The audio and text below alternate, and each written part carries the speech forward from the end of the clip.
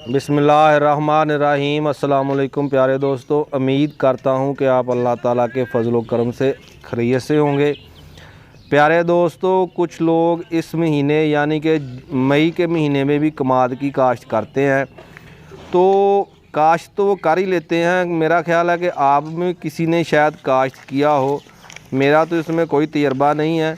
तो चलो आज उनसे देखते हैं और उनसे पूछते भी हैं, थोड़ा सा रेफरेंस भी लेते हैं कि इस वक्त काश्त करने का क्या फ़ायदा होगा, क्या कोई पैदावार भी देगा या नहीं। तो उनके पास हम जा रहे हैं। ये देखें जो है ना, अपना बीज तैयार कर रहे हैं और इतनी ज़्यादा गर्मी है और मेरा नहीं ख्याल कि ये पूरा उगाव देगा और पूरी पैदावार भी ये देगा। क्योंकि अगर ये पैदावार देगा भी तो इसने कद नहीं करना और वज़न भी इसने ज़्यादा नहीं देना है। लेकिन अक्सर हमारे इलाकों में जो है ना, गंदम उठाने के बाद लोग कमाद काश्त करते हैं। वो कहते हैं कि चलो इस दफ़ा तो शायद कम हो जाए, लेकिन उसकी जो मोटी फसल है ना, वो आइंदा साल अच्छी हो जाएगी।